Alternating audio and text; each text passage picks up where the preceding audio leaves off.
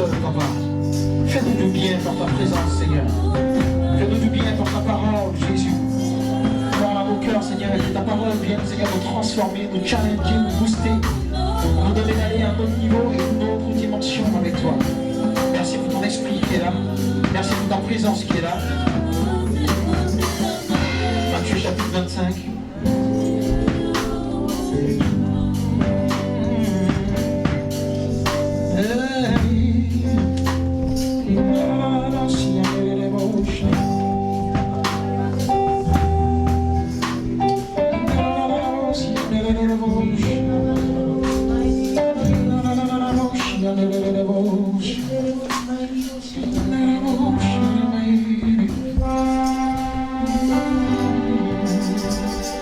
Matthieu chapitre 25, du verset 1 au verset 13.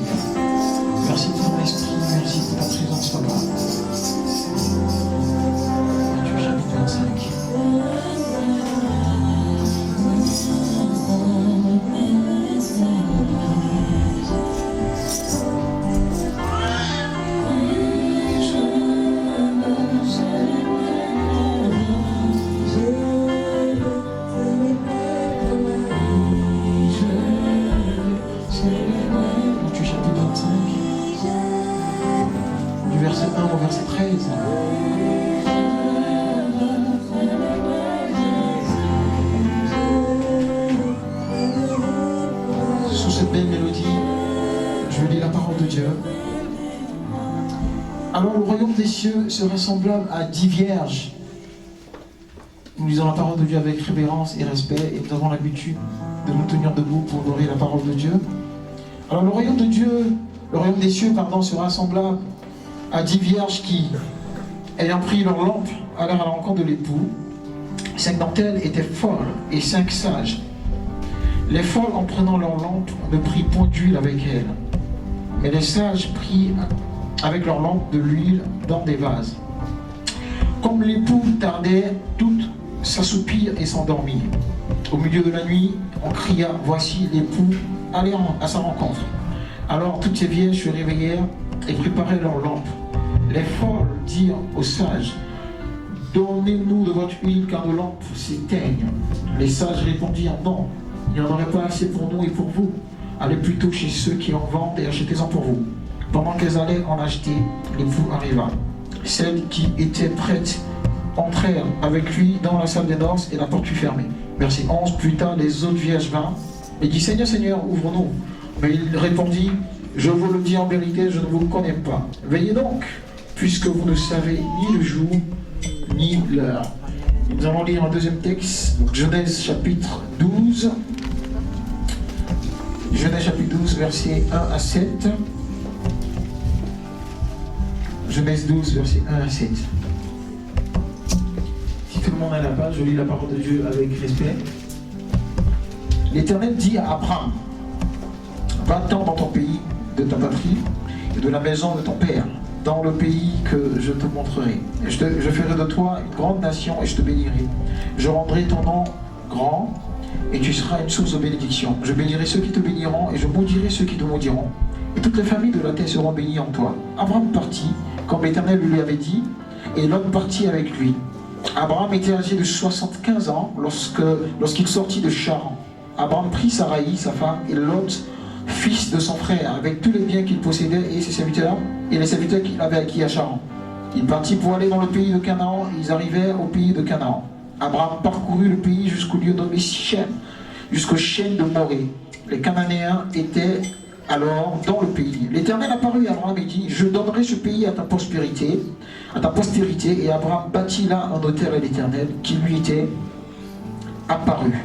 Pour nous asseoir dans la présence de Dieu, je vais lire les autres textes. Donc il y a également Genèse chapitre 15, versets 1 à 6 que je lis rapidement.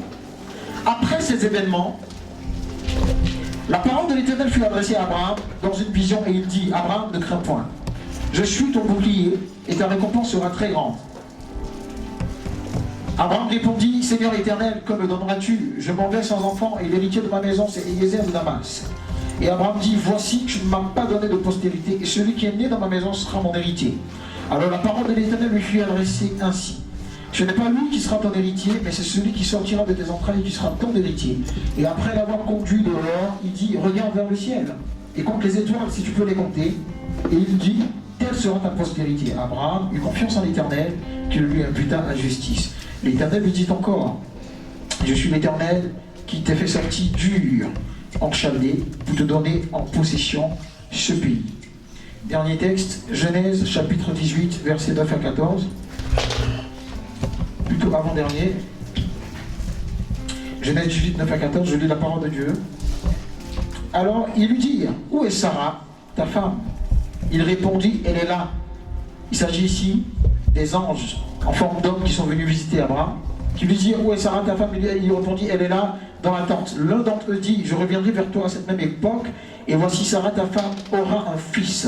Sarah écoutait à l'entrée de la tente qui était derrière lui.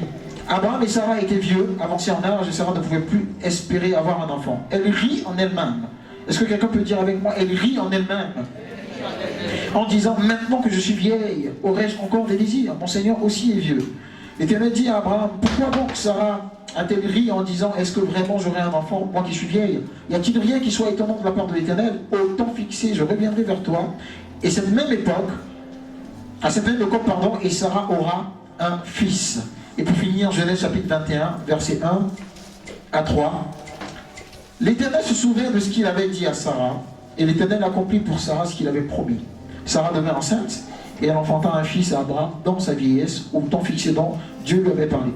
Abraham donna le nom d'Isaac au fils qui lui était né, que Sarah lui avait enfanté. Amen. Parole du Seigneur. Est-ce que quelqu'un est dans la joie d'être dans la présence de son Dieu en ce jour? Si tu es dans la joie, tu vas balancer la main comme ça. Et je voudrais que tu puisses également saluer la merveilleuse personne qui est à côté de toi et lui dire, tu es une exception dans cette génération. Dis-lui, Dieu ne s'est pas trompé en te créant. Il y a bien pensé. Amen. Je suis dans la joie quand on me dit, allons dans la maison de l'Éternel. C'est là où il y a justement abondance de joie, c'est là où il y a la paix, c'est là où il y a la sûreté, c'est là où il y a la sécurité. Nous ne devons rien laisser nous écarter, nous éloigner de cette merveilleuse présence. En ce jour, je veux introduire mon message en disant ceci, que dans ces temps de la fin, l'ennemi recherche certainement une et une seule chose, c'est que toi et moi, nous craquions. Dans ces temps de la fin, bien-aimé, l'ennemi a une seule quête. Il poursuit une chose, c'est que toi et moi, nous lâchions prise. C'est que toi et moi, nous sortions du couloir de notre destinée. C'est que toi et moi, nous nous découragions. C'est que toi et moi, nous perdions espoir et que nous nous éloignions finalement de ce que Dieu a prévu de faire pour nous. Il met tout en œuvre pour nous sortir du programme de Dieu. Il use de bien de stratégies pour nous sortir du planning divin et de l'agenda céleste. Et dans son plan d'action, l'ennemi peut parfois, vous savez, nous emmener à rentrer précocement, de façon précoce, dans certaines choses qui sont en réalité de réels besoins pour nous. C'est-à-dire qu'il peut nous pousser parfois à rentrer beaucoup plus tôt que prévu dans des choses en fait qui faisaient déjà partie du plan de Dieu, mais qui en réalité ne sont rien d'autre qu'une photocopie du plan de Dieu et donc un piège pour notre destinée et pour nos âmes. C'est ainsi que beaucoup de personnes sont rentrées dans certaines choses de façon précoce. Beaucoup de personnes ont été poussées par l'ennemi, ont été poussées par la pression. Parce que la stratégie de l'ennemi n'est pas de venir se présenter à toi avec des cordes en te disant c'est moi Satan qui vient t'attaquer, etc. Non. L'ennemi va utiliser des situations, donc il va faire usage de bien d'éléments, en tout cas qu'il a à sa disposition, pour que toi-même tu puisses tomber dans la désobéissance ou sortir, n'est-ce pas, du couloir de ta destinée, de ce que Dieu a prévu. Et ce qui est surprenant ou étonnant, c'est que ce que l'ennemi te propose, en général, ressemble un peu à ce que Dieu a prévu. Il s'agit ici par exemple d'une femme qui depuis longtemps attend le mariage, et finalement une proposition lui est faite. Et comme elle a attendu depuis longtemps, et que l'homme qui est en face d'elle semble correspondre à ses aspirations et à ses besoins, elle se dit, c'est certainement là ce que Dieu a prévu pour moi. Et à ce moment-là, elle ne consulte plus l'Éternel, elle ne cherche plus à savoir, elle ne cherche plus à percer le mystère du mariage, elle ne cherche même plus à se poser des questions concernant une éventuelle relation de son mariage, elle décide de rentrer dedans. Et là, tout semble aller, et l'ennemi lui dit, oui, tu as fait le bon choix, effectivement, c'était le moment. Alors qu'en réalité, son entrée dans le mariage n'était pas la résultante du temps de Dieu, du calendrier que Dieu avait fixé, mais plutôt d'une certaine pression ou d'un certain complexe qu'elle a développé au fil du temps, à cause de son entourage qui semblait également bien avancé dans ce domaine-là, ou des personnes autour d'elle qui semblaient progresser ou évoluer. Donc, je disais que l'ennemi va utiliser donc pas mal de choses comme ça pour nous faire rentrer précocement dans certaines choses. Lorsqu'il détecte la grâce de Dieu sur la vie d'une personne, lorsqu'il voit que Dieu appelle une personne à telle ou telle grâce, il va simplement faire la photocopie de ce que Dieu a prévu et le présenter à la personne avant le temps pour que la personne finalement se cogne la tête et ne rentre pas dans ce que Dieu avait prévu. Mais que quelqu'un dise avec moi, ça ne sera pas mon partage au nom de Jésus. Que quelqu'un dise encore, ça ne sera pas mon partage au nom de Jésus. J'étais content lorsque la servante de Dieu dans sa modération parlait de préparation, parce que l'un des facteurs les plus importants de la réussite, c'est justement la préparation. Et le vecteur principal justement de l'échec, c'est le manque de préparation. Ce matin, bien aimé, je veux dire à quelqu'un que ton niveau de préparation est proportionnel au niveau de challenge. Nous sommes dans l'année du challenge, n'est-ce pas? Ton niveau de préparation est proportionnel au niveau de challenge auquel tu dois être confronté ou par lequel tu dois passer en cette année 2020. Ça veut dire que si Dieu a prévu pour toi des challenges qui ont cette dimension, tu dois également avoir une préparation à cette dimension. Amen. Mais en réalité, la question que je veux poser à quelqu'un ce jour, c'est de savoir, est-ce que nous avons vraiment des challenges en cette année 2020?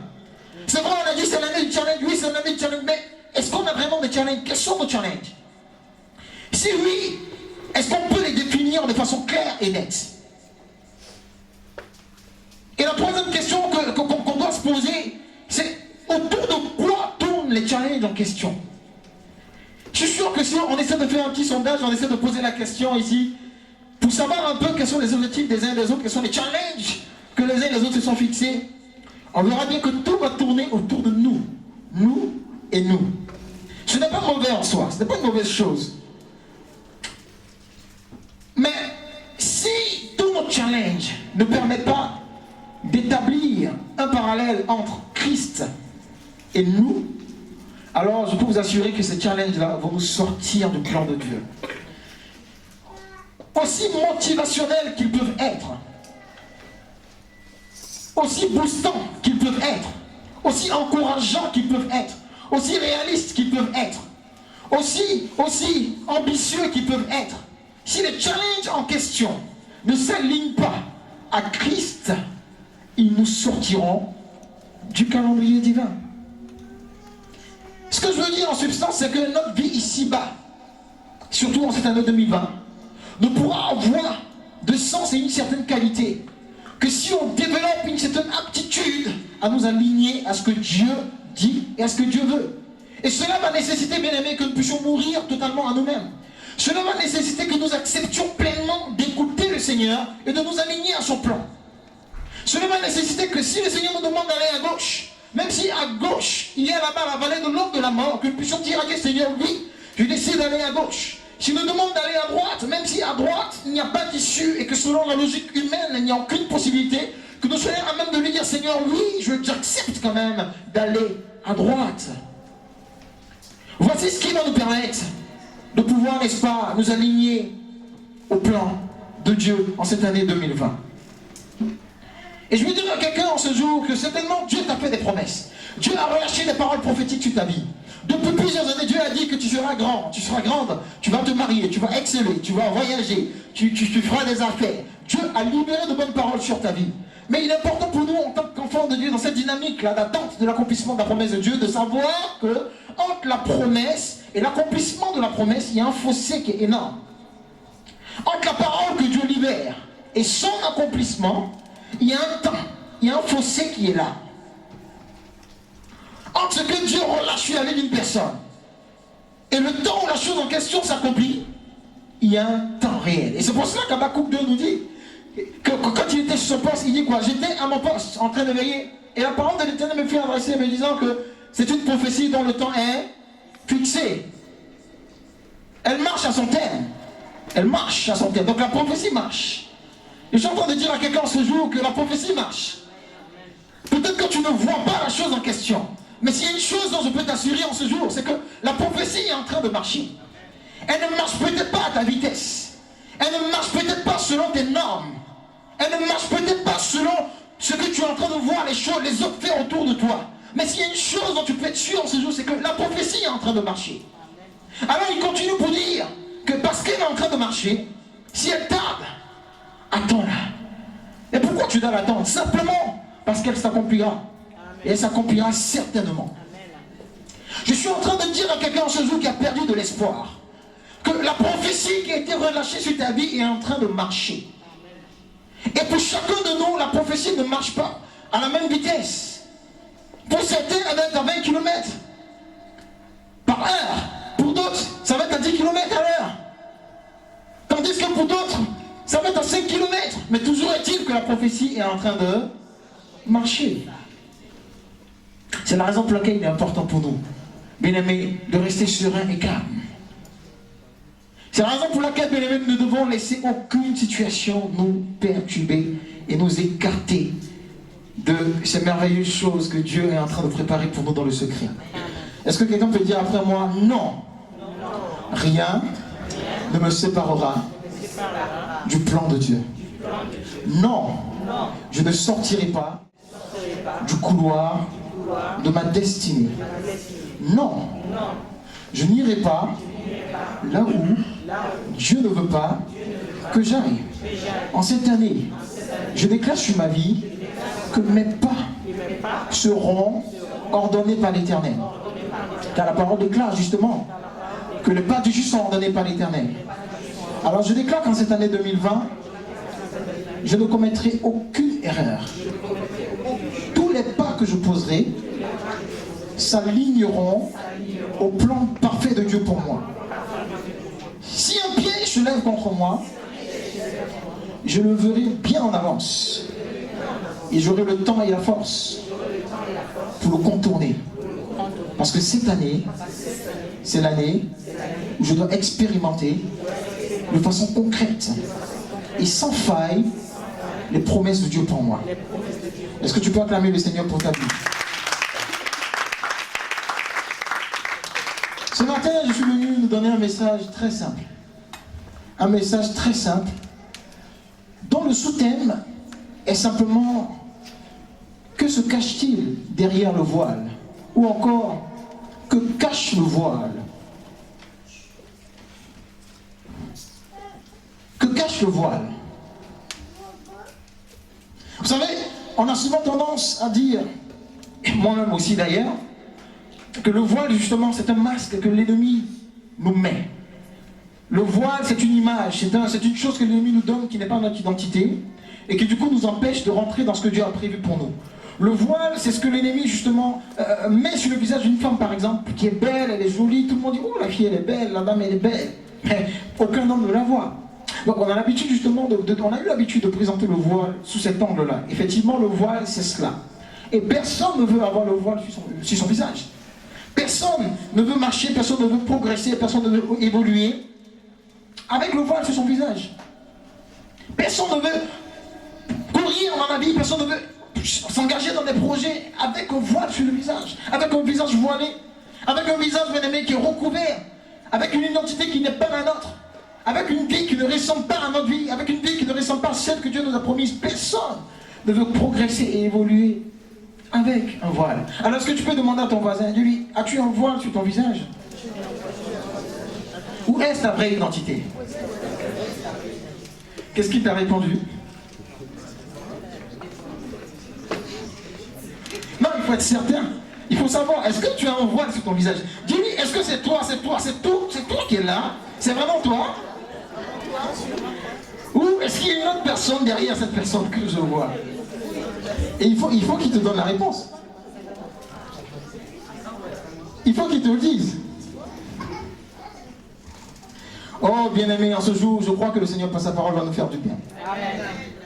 En ce jour, bien-aimé, je veux présenter le voile comme étant une période, effectivement, où on vit le contraire de la promesse de Dieu. C'est une période, bien-aimé, où on n'a aucun signe. C'est une période où tout est flou, comme Abraham l'a connu. La Bible déclare que le Seigneur va libérer une parole à Abraham et lui dire: quitte la maison de ton père et va vers le pays que je vais te montrer.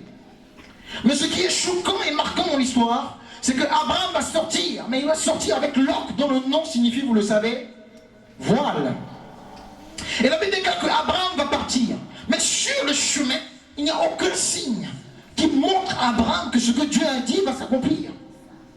Nous pouvons réaliser donc que Abraham, bien qu'ayant reçu la prophétie et la promesse, marchait avec un voile sur son visage. Mais la question que je me pose en ce jour, c'est de savoir, ce voile, est-ce qu'il vient de Dieu ou il vient de l'ennemi? Puisqu'on dit que je déchire le voile, j'enlève le voile, j'enlève le voile. Ce voile-là qu'Abraham avait, qui faisait que tout était flou au-devant de lui, qui faisait qu'Abraham ne voyait rien. Il avançait sans aucun espoir. Il allait de là, il bâtissait un hôtel ici, il allait dans les champs de Mamré, il bougeait là, il ne savait même pas en fait où est-ce qu'il allait. Mais qui lui a mis ce voile? Et quelle est l'utilité de ce voile sur son visage? Et pourtant Abraham avait une promesse. Mais la chose impressionnante, bien aimé, c'est que Abraham n'a pas perdu courage.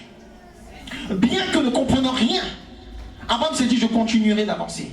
C'est vrai, j'ai un voile sur le visage. C'est vrai, je ne comprends pas. Il m'a juste dit: vas-y. Mais pendant que je suis en train d'aller, je ne vois même pas les anges m'accompagner. Je ne vois même pas un petit signe. Il a dit que Sarah doit enfanter. Mais voici, la Bible déclare qu'Abraham avait 75 ans. Sarah ayant 10 ans de moins, on suppose qu'elle avait 65 ans. Donc, il dit: mais attends, mais je ne comprends pas. Il n'y a aucun signe qui peut me permettre de savoir que ma femme, elle n'est même pas en train de vomir, elle n'est même pas en train d'avoir des nausées, elle n'a même pas le vertige. Je n'ai aucun signe qui puisse vraiment me confirmer la parole de l'Éternel. J'ai un voile sur le visage. Dois-je continuer d'avancer ou dois-je m'arrêter? Abraham arrive à un niveau où il est sur le point même de prier. Et Abraham commence à parler en langue. Il commence à parler en langue pour dire: Seigneur, si le voile vient de l'ennemi, déchire ce voile. Si ce voile est une attaque de ma famille, je te prie, Seigneur, de déchirer ce voile. Et là, le Seigneur va dire à Abraham: non, Abraham, ce voile ne vient pas de l'ennemi. Contrairement à ce qu'on peut penser ou croire, bien aimé, il y a également un voile divin. Et c'est ce voile que je veux te présenter en ce jour. Ce voile divin, bien aimé, c'est un voile que Dieu utilise pour tester. Ce voile divin, bien aimé, je vais le développer en 5 points. C'est un voile, bien aimé, qui représente en fait l'épreuve de notre foi. Le dimanche dernier, la servante de Dieu nous a parlé justement de patience. Et le thème de ce mois, c'est juste de patience envers tous. Donc je ne vais pas m'attarder sur comment faire pour avoir la patience, parce qu'elle a déjà tout dit, comme je l'ai dit, elle a lancé toutes les cartouches concernant cela. Donc je vais juste m'appuyer sur les cartouches qui ont été lancées pour essayer de naviguer un petit peu, de décoller un petit peu. Mais la réalité est que le voile est un instrument que Dieu utilise pour tester notre foi. Voici le premier élément simplement que le Seigneur m'a donné. Il dit: le voile, ce n'est pas une attaque. Laisse les sorciers, laisse les gens, le voile. Il dit: non, il peut arriver qu'il le fasse. Mais dans ce cas-ci, dans cette saison dans laquelle nous sommes, il dit: le voile, c'est moi qui le mets. Pour une épreuve de foi. La deuxième chose qu'il a eu à me dire, c'est que le voile, c'est une période où tu sens que tu n'es pas en train de manifester pleinement le toi. C'est une période où tu sens que tu es capable de faire X choses, mais tu es en train de faire Y. C'est comme si tu étais limité. Tu sens en toi la force. Le 31 décembre, tu dis: oh, cette année, oh, la grandeur, cette année, oh là là, alléluia. Cette année, non, ça c'est sujet décollé, décollage. Tu danses, tu plains. Mais quand on rentre en 2020, c'est comme s'il y avait des forces qui s'opposaient à toi. Tu sens que tu es capable. Tu sens que le niveau auquel tu es n'est pas le niveau que Dieu a prévu pour toi. Cependant, aucune capacité en toi ne peut te permettre d'atteindre cette sphère, cette dimension que tu ressens. Et c'est là où justement la patience va être d'une grande importance pour toi. Est-ce que tu peux dire à quelqu'un: derrière le voile, il te faut de la patience? Oui, il te faut de la patience, parce que Dieu, dans son système de fonctionnement, va nous permettre de comprendre en fait ce qu'on qu'on appelle du potentiel, un processus qu'on appelle du potentiel à la pleine manifestation. Ça veut dire que tout ce que Dieu crée, il le crée sous forme de potentiel. C'est la raison pour laquelle une petite fille qui naît, potentiellement peut être mère.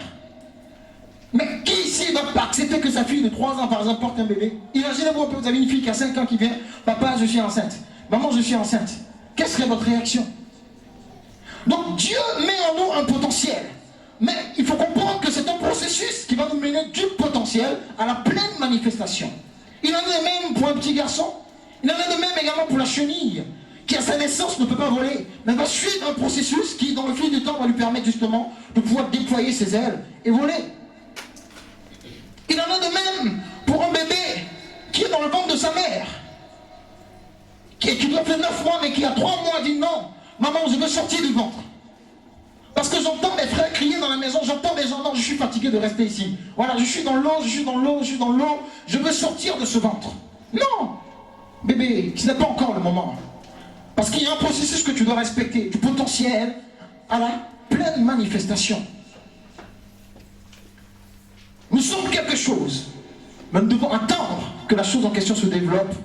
Nous devons attendre le bon moment pour que la chose en question se développe et arrive à maturation. Mais aujourd'hui, malheureusement, nous assistons à une génération de chrétiens fast-food qui veulent que les choses se fassent comme ça, clic-clac, voilà, comme ça, rapidement. Oh Seigneur, mariage, demain, mariage. Oui, c'est une dimension de foi, c'est vrai. Je n'empêche pas quelqu'un d'avoir la foi. Mais en Dieu, il n'y a pas vraiment de fast-food. Parce que tout ce qui est fast-food donne des maux de ventre. Vous savez que tout ce qui est fast-food est dangereux pour la santé. Donc pourquoi est-ce que Dieu devrait appliquer ce principe? Dis à quelqu'un, il y a une préparation. Tout ce que Dieu nous donne, il nous le donne sous forme de potentiel. Adam a été créé, mais Adam ne savait même pas qu'il avait en lui Ève. Et pourtant il était seul. Et pourtant il était dans le jardin d'Éden. Et pourtant il regardait tout autour de lui. Cependant en lui, Ève était cachée. Je suis en train de dire à quelqu'un qu'il y a des choses qui ne se manifestent pas dans ta vie, pas parce que tu ne les as pas ou parce que tu ne les mérites pas, mais simplement parce que ce n'est pas encore le bon moment. Je suis en train de dire à quelqu'un que tout ce qu'il te faut pour réussir dans la vie, Dieu te l'a déjà donné le jour où il t'a créé. Dieu a déjà investi en toi toutes les substances qu'il te fallait dans le couloir de ta destinée et pour l'accomplissement du plan qu'il a dressé pour toi. Je suis en train de dire à quelqu'un que Ève est cachée en toi, mais il faut juste un bon moment pour que Ève puisse sortir de toi. Vous savez, c'est une période où on peut même être frustré, hein. Derrière le voile, on peut être frustré. Vous dites, mais je comprends pas, je sens que j'ai du potentiel, je sens que j'ai du potentiel. Ah, je suis à l'église, je sens que je peux faire ci, mais on ne me voit pas, moi aussi je peux me guérir, moi aussi je peux faire des choses. On peut être frustré. C'est une période où parfois tu es obligé de faire semblant. Oui, la période du voile. Tu t'habilles bien et pourtant c'est chaud à l'intérieur. La sœur est bien maquillée, la sœur est bien lavée, la sœur est bien propre. Et pourtant, quand elle va rentrer chez elle, elle ne saura même pas quoi manger. Ah, c'est ça la période du voile. Mais dans cette période, bien aimés, nous devons faire preuve de patience. Jésus a connu cette période. Lui qui était fils de Dieu, lui qui s'est dépouillé de sa royauté et qui est descendu sur la terre, le voici au milieu des hommes qui le chicotent, qui le frappent, qui crachent sur lui, qui le tabassent. À un certain moment, il aurait pu dire non, écoutez, je suis le fils de Dieu, pour qui vous prenez? Attendez, je suis quand même. Non, la Bible déclare qu'il a supporté. Il a pris sur lui, comme la servante de Dieu l'a dit. Pourquoi? Parce que ses yeux restaient focalisés sur l'objectif. Dans cette deuxième phase, tu vois, bien aimé, c'est vrai. Tu sens que tu peux faire des choses. Tu sens que tu as du potentiel. Mais aussi longtemps que le Seigneur ne te donne pas son OK, ne bouge pas. Patience. La troisième chose qu'il m'a dit concernant le voile, c'est que le voile, c'est une saison de préparation et d'authentification. 2 Corinthiens chapitre 6, verset 4, nous parle justement de comment est-ce que la patience fait partie des caractéristiques qui permettent de valider un homme de Dieu. C'est Paul qui nous le dit. Donc le voile, derrière le voile, Dieu se charge de te préparer et d'authentifier le produit que tu es. Derrière le voile, Dieu va faire un travail véritable d'authentification. Vous savez, tout ce qui met plus de temps à être conçu a plus de valeur. Nous savons très bien que les chaussures qui sont faites à la main coûtent comment? Beaucoup plus cher, oui. Ça coûte cher. Parce que les gens prennent le temps, ils prennent le temps, ils prennent le temps, ils prennent le temps. Et la chaussure qui coûte 300 €, 400 € parce que c'était fait à la main. Tout ce qui est produit artisanal, comme tu les sais, coûte plus cher. Pourquoi? Parce que ça met plus de temps. Alors je suis en train de dire à quelqu'un que tout ce qui met du temps, bien aimé, a plus de valeur. Alors si ton miracle dure, si ta restauration dure, si ton élévation dure, si le changement dure, si la percée est en train de durer, ce n'est pas parce que Dieu t'a oublié, mais c'est parce que Dieu est en train d'authentifier le produit. C'est parce que Dieu est en train de donner de l'authentification au produit, de façon à ce que quand le produit va sortir et que les hommes le verront, ils diront ouais, ça, c'est un produit qui est authentique, c'est un produit qui est indiscutable. La valeur de ce produit-là, non, non, non, non, on n'a pas vu ça auparavant. C'est de ça qu'il est question. Ça ne sert à rien de construire l'immeuble le plus haut, un gratte-ciel, si on n'a pas pris le temps, si on n'a pas passé beaucoup plus de temps au niveau de la fondation. Dieu est en train de travailler à la fondation. Le plus dur, ce n'est pas de monter des murs, mais c'est de travailler au niveau de quoi, du nivelage déjà, de travailler sur le soubassement, ensuite de monter des murs, etc., etc. Quelqu'un peut dire avec moi, Dieu travaille. Nous devons donc lui faire confiance et attendre.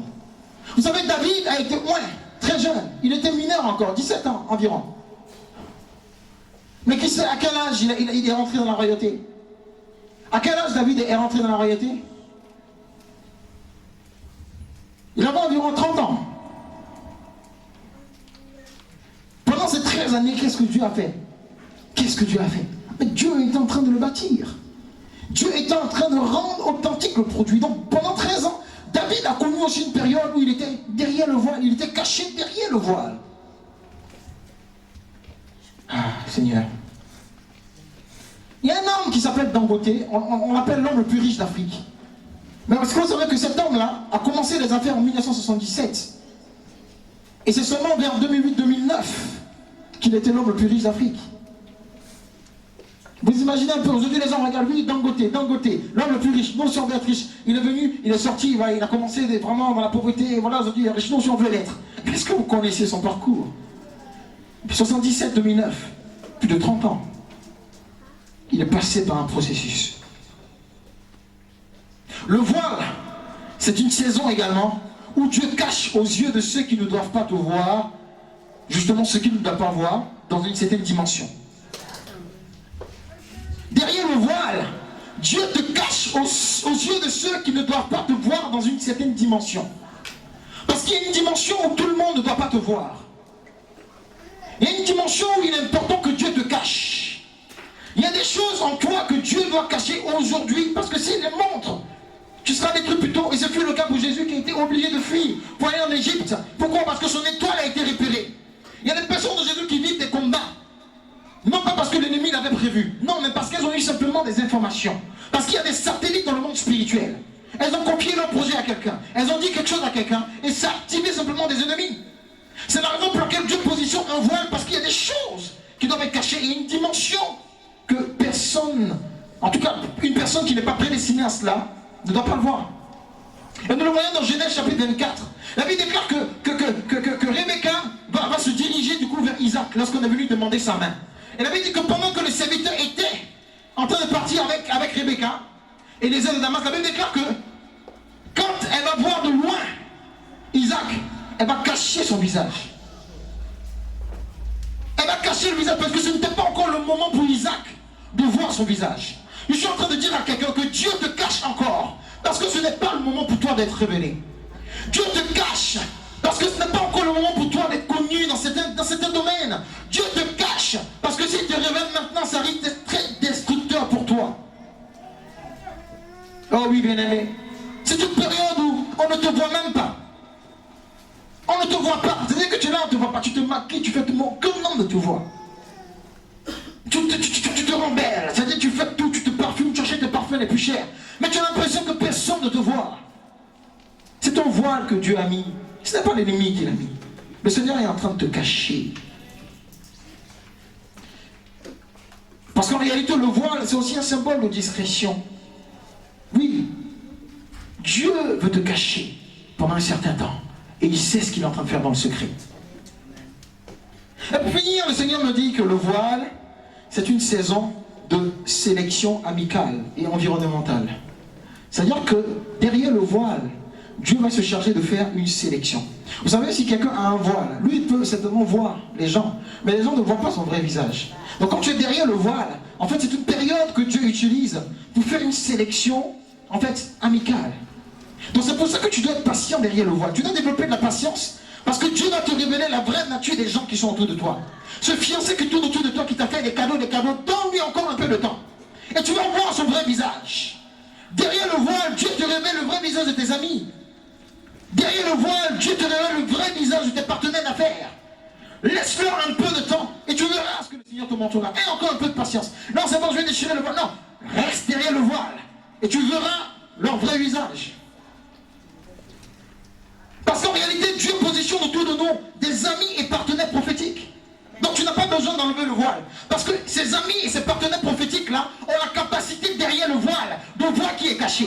C'est-à-dire que même si tu as le voile, ils te regardent et ils sentent que celle-là, je sens que quelque chose de bon peut sortir d'elle. C'est vrai, elle est encore voilée. C'est vrai, il est encore voilé. Mais je sais que de cet homme-là peut sortir un grand businessman, un grand homme de Dieu, un milliardaire, une femme prospère, une femme d'impact. Ce sont des gens qui ne vont pas te dire, allez, enlève le voile. Non, garde le voile. Mais moi, je sais ce que j'ai vu en toi. Oui, fuyez-la, quittez le ministère, quittez, fuyez-moi. Mais moi, je sais ce que j'ai détecté. C'est que tout le monde ne peut pas le voir. Il s'agit des amis prophétiques. Il s'agit des partenaires prophétiques. Des gens que Dieu va disposer autour de toi et qui vont voir le secret et qui vont voir derrière le voile des choses qui sont cachées.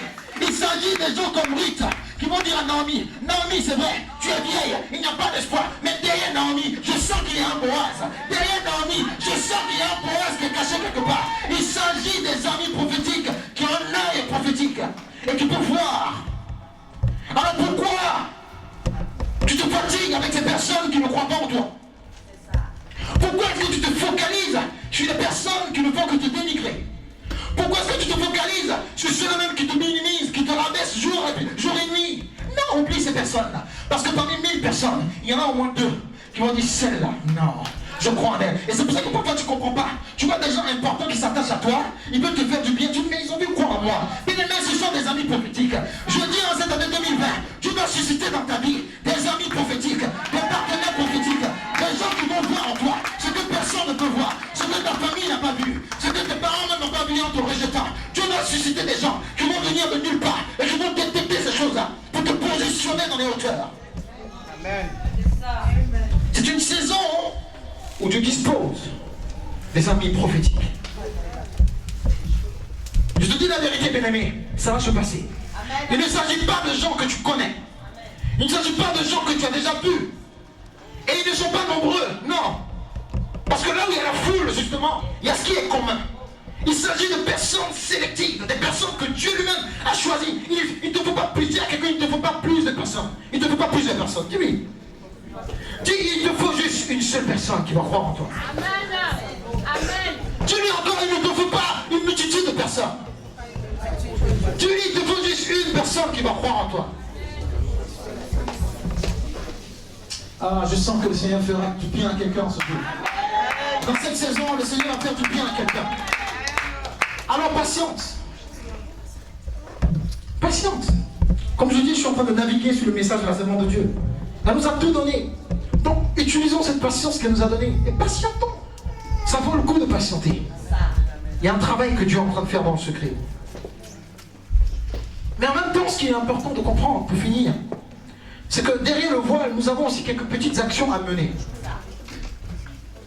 Et l'une des choses qu'il faut comprendre, c'est que le voile n'est pas une saison où on doit justement se tourner les doigts et rien faire. Le voile n'est pas une saison d'hésiter, mais de préparation, comme on l'a dit. C'est donc une saison où il faut mettre à profit, il faut maximiser tout ce que Dieu nous donne en faisant des actions concrètes. Et pour tenir derrière le voile, il nous faudra le Saint-Esprit. Quelqu'un dit avec moi le Saint-Esprit. Pour tenir derrière le voile, il te faudra le Saint-Esprit. Je vous dis la vérité. Il te faudra le Saint-Esprit. En cette année 2020, sois ami avec le Saint-Esprit. C'est lui qui, lorsque les hommes vont te rabaisser, va dire non, ne dis pas un mot. C'est lui qui, pendant que tu seras en train d'aller à la croix, et que les hommes vont te taper alors que tu connais ton potentiel, il va te dire non, ne dis pas un seul mot. Parce que derrière la croix se trouve la rédemption. Derrière la croix se trouve le nom qui est au-dessus de tout nom. C'est lui, c'est le Saint-Esprit qui va te fortifier. dans tout ce que tu traverses. C'est lui qui va t'aiguiller, c'est lui qui va t'éclairer, c'est lui qui va te dire bouge, ne bouge pas, reste, ne dis rien, parle. C'est lui, il te faut le Saint-Esprit. Derrière le voile, il va te falloir développer également une attitude d'adoration. Parce que comme je l'ai dit, parfois c'est pas facile de vivre derrière le voile. Tu vis caché, tu vis caché. C'est dans l'adoration également que sera ta force. Quand tout va mal, derrière le voile, bien-aimé, adore ton Dieu. Pleure devant lui même s'il le faut. Parce que de toute façon, les gens ne voient pas le voile. Ils ne voient pas ton visage. Donc cache-toi derrière le voile et pleure pour dire Seigneur, my God, c'est difficile Seigneur, mais je te fais confiance. Je te fais confiance. Ce n'est pas facile pour moi de chanter ce refrain. Je te fais confiance. Je te fais confiance. Je te fais confiance. Ce n'est pas encore fini. Je te fais confiance, Seigneur. Je te fais confiance. Je te fais. Oh, ce n'est pas facile pour moi de chanter ce refrain. Je te fais confiance. Je te fais.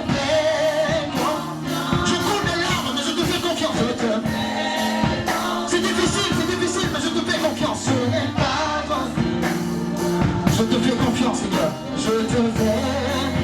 Je te fais confiance, Seigneur. Je te fais confiance. Je ne comprends pas tout, mais je te fais confiance. Je suis encore dans la confusion, mais je te fais confiance, Seigneur. Je me pose encore beaucoup de questions, mais je te fais confiance. C'est ton choix que j'ai fait. Je te fais confiance. Je te fais.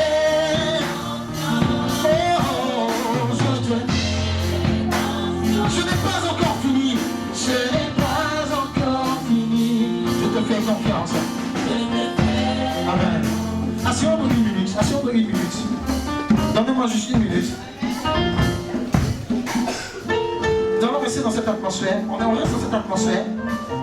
On reste dans cette atmosphère. On reste dans cette atmosphère. Et je veux dire à quelqu'un que derrière le voile, tu dois prier. Tu dois adorer, mais tu dois prier aussi. Il faut que tu pries. Répète après moi, prière. Derrière le voile, bien-aimé, n'arrête pas de prier. Parce que la prière est ta force. Nous sommes dans un temps, comme je l'ai dit, l'ennemi veut que tu craques. Le plus il te pousse. Ce qu'il ne sait pas, bien-aimé, c'est que l'ennemi te donne des coups. Il te donne des coups. Il te donne des coups. Il te donne des coups. Il te donne des coups. Mais lorsqu'il te donne des coups et que ces coups-là t'abaissent, bien-aimé, ce qu'il ne sait pas, c'est qu'il finit par te mettre à genoux. Mais lorsqu'il te met à genoux, il te met dans une position de prière. Une position où tu rabats chacun de vos sataya. Libabé chacun de vos chata. Makabara vos chata.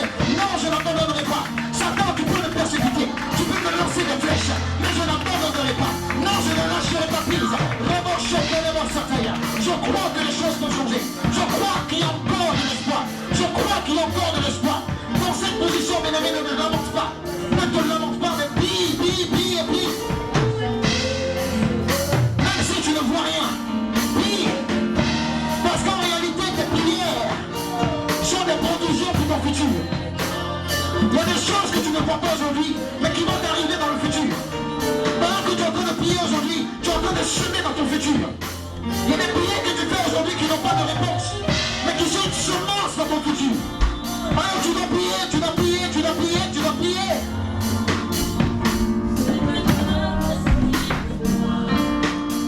N'arrête pas de prier. Ne quitte pas sa présence, s'il te plaît. Ne fais pas comme ces vierges qui ne se sont pas préparées. En réalité, elles ont manqué de patience. Parce que celui qui est patient, il prend suffisamment d'huile. Je disais que même si le mec dure, c'est pas grave, au moins j'ai suffisamment d'huile pour attendre. Mais quand les gens sont impatients, elles n'ont pas plus d'huile. Tu dis bon, le mec là, il faut qu'il fasse vite. Non, ne fais pas comme elle. Il te faut de l'huile. Et l'huile s'acquiert dans la présence de Dieu. L'huile s'acquiert dans la prière. L'huile s'acquiert dans l'adoration, dans la quête de sa présence, dans la soif de sa présence. Ne lâche pas prise, ne lâche pas la présence de Dieu en cette année 2020.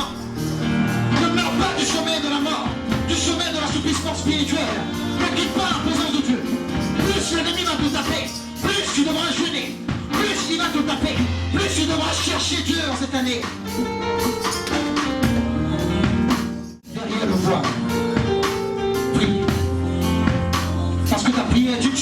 sol, qui est en train de croître et qui finira par porter des fruits. Derrière le voile, bien-aimé, il y a une chose que tu dois faire également, c'est que tu dois abattre les oiseaux des rumeurs. Vous savez d'où est-ce que le Seigneur m'a donné cette inspiration? C'est dans Genèse 15, verset 11. Abraham était fatigué. Abraham, Dieu lui a donné la promesse depuis Genèse chapitre 13. Il attend, et en chapitre 15, Dieu lui dit, ok, voici ce que tu dois faire. Fais un sacrifice. Et maintenant qu'il découpe les animaux en question qu'il les positionne, la Bible déclare qu'il y a des oiseaux qui viennent et qui veulent dérober ce qu'il a positionné. La Bible déclare qu'Abraham va les taillader, il va les tuer, il va les écarter. Derrière le voile, bien aimé, pendant que tu es dans le processus de préparation, tu dois identifier les tueurs de destinée. Les amis de dernière minute qui viennent pour dire, hey, c'est bon, on fait ton ami. Non, tu dois les identifier. Le fiancé que tu as entretenu depuis longtemps, le mari avec qui tu es depuis longtemps, et quelqu'un veut détruire le foyer là. Tu dois identifier la personne en question et lui dire, non, toi tu es un oiseau qui veut dérober. Non, tu ne dois pas dérober. Même si mon mari n'a pas tout, j'ai déjà commencé à investir en lui. Même si ma femme n'a pas tout, j'ai déjà commencé à investir en elle, et je suis en train d'aller quelque part. Avant m'a dit, non, vous n'allez pas manger ce que je suis en train de préparer, parce que ma destinée en dépend. Parce qu'il y a un temps où le voile doit être ôté. Et je veux dire à quelqu'un bien-aimé qu'en réalité, le voile est ôté pour que nous allions à la rencontre de l'époux. Et j'étais content de voir la servante de Dieu énumérer ce point. Vous savez, derrière le voile d'une femme mariée se cache une femme qui est belle, bien maquillée. Pourquoi? Parce qu'elle veut en fait que son mari soit choqué de la voir et qu'il donne à lui époustouflant. C'est vrai, nous sommes derrière le voile, mais que trouvera-t-on lorsqu'on ôtera le voile? Lorsqu'on enlèvera le voile, quel est le visage que l'Éternel va trouver, que Jésus va trouver? Parce que la finalité en fait du voile, c'est que tu puisses rencontrer l'époux. C'est ça la finalité.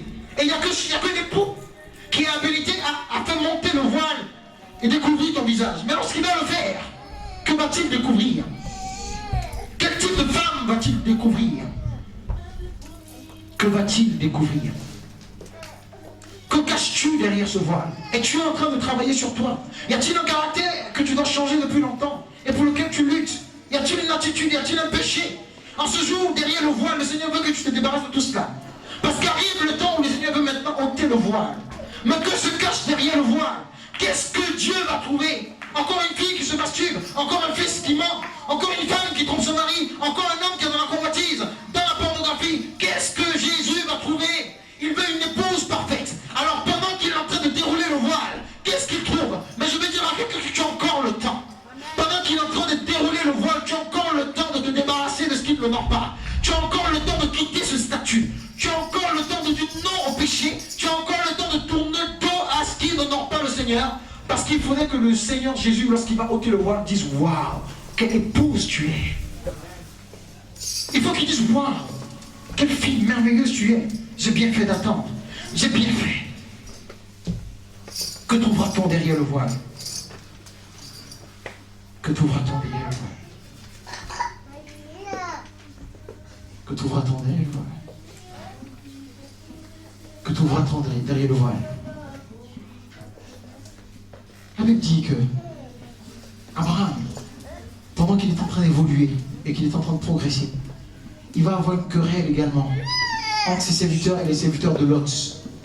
Et la Bible déclare que c'est à ce moment-là que Abraham va se séparer de Lot qui est le voile.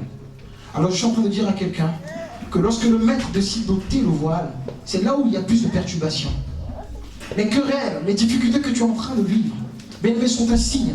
C'est pendant la période de querelle que Abraham s'est séparé du voile de Lot. Alors si tu es dans des moments difficiles, plutôt que de te dire que Dieu est loin de toi, je suis en train de te dire que les querelles sont le moment que Dieu choisit pour enlever le voile. Alors tu dois t'examiner aujourd'hui, prendre la décision, bien-aimé, de te préparer dans le secret. Parce que le Seigneur veut voir une épouse éclatante. Ne sois pas comme les folles. Dieu a fixé un rendez-vous. Je te dis la vérité, bien-aimé. Dieu a fixé un rendez-vous. As-tu suffisamment d'huile? Es-tu prêt? Es-tu prête à la rencontre? que t'ouvras ton derrière le voile. Nous allons nous tenir debout dans sa présence. Est-ce qu'on peut se tenir debout dans sa présence?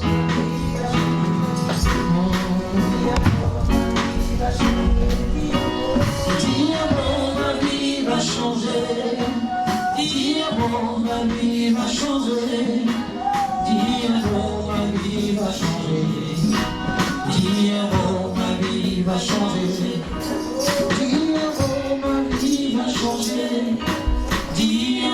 Ma vie va changer. Nous allons finir en 1 minute et dire ceci. Seigneur, j'ai entendu ta parole. Merci d'avoir parlé à mon cœur. Et je te bénis pour ce voile. Ce voile que j'ai critiqué, mais qui en réalité était un instrument entre tes mains pour me cacher, pour me qualifier, pour m'authentifier et pour me préparer. En ce jour, Seigneur, j'accepte derrière le voile d'être une personne patiente. J'accepte ton plan. J'accepte de travailler sur moi-même. J'accepte même, Seigneur, qu'on ne croit pas en moi. Mais je sais une chose, Seigneur, c'est que tu travailles. C'est pour cela qu'en ce jour, Seigneur, je prends la décision également, derrière le voile, de me séparer de ce qui ne t'honore pas. Je décide de ne pas m'agiter, parce que ma saison derrière le voile aura duré. Je décide de ne pas aller dans tous les sens. Je déclare ce jour, Seigneur, que je me séparerai dès que je sortirai de ce lieu, de ce qui n'est pas de toi. Dès que je sortirai d'ici, Seigneur, je m'engage à être une personne meilleure. Je m'engage, Seigneur, à faire ta joie. Je m'engage, Papa, à faire ta fierté. Afin qu'au jour J, afin qu'au jour du rendez-vous, Seigneur, tu trouves une épouse belle et qui reflète ta gloire. Éternel des armées, par la même occasion, je veux élever la main vers toi et prier. Afin que tout oiseau qui à ce stade de ma vie a été mandaté pour dérober le peu que j'ai acquis, tout oiseau qui survole ma destinée et dont le but est de dérober le peu que j'ai acquis depuis ma conversion, depuis ma restauration,